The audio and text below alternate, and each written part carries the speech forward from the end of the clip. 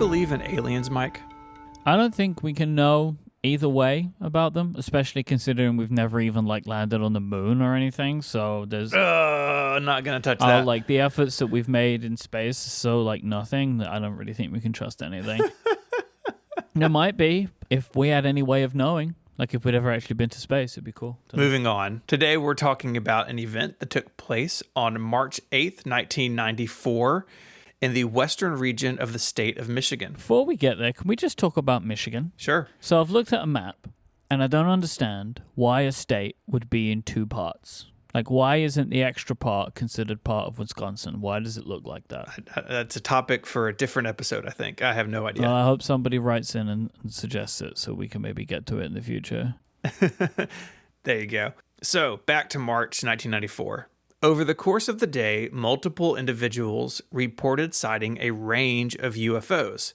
Reports varied some, but folks described seeing something in the sky that looked like flickering Christmas lights consisting of 5 or 6 objects. Others saw cylindrically shaped or round objects with blue, red, or white and green lights.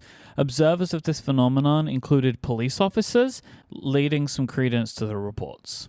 This made local news, and a few days later, on March 11th, an employee of the National Weather Service revealed radar data suggesting a, quote, fast-moving phenomenon over Lake Michigan on March 8th. This is the moment in the show where I start to feel a little bit uncomfortable. It's one thing to have some people say they saw something, but then leading on and from that, so you got that visual, but then having an indication of something real recorded on a radar seems like something different altogether.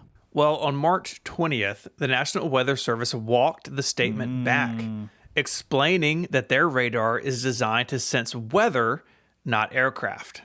This came after what is called a UFO flap, which is basically a wide range of reports coming in. Probably some of them copycat. UFO flap? That's what it's called. According to the Chicago Tribune, UFO sightings were reported by over 300 witnesses across 42 counties of Michigan in the days after the news broke. I guess you don't want mass hysteria to form. Obviously, at this point, some people are interpreting the sightings as some sort of sign of the end times. Yeah, you don't want that spreading. I will say it's weird, though, right? When these things happen, you see why people kind of get freaked out by it, where it's hey, we saw this thing, and a couple days later, no, don't worry about it.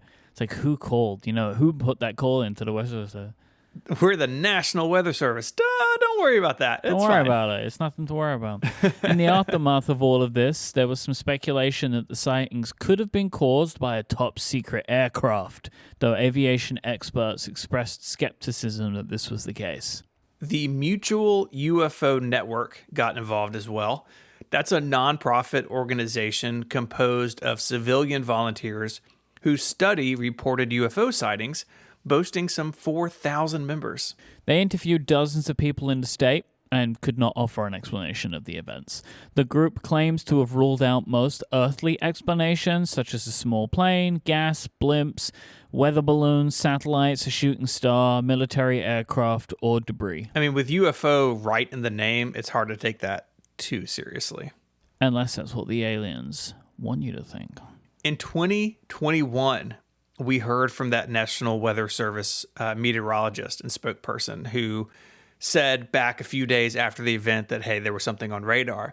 His name is Jack Bushong, and in 2021, he said that he felt vindicated by a federal report that came out that year that was summarized by Barack Obama this way: there's footage and records of objects in the skies that we don't know exactly what they are. Spooky. Ooh.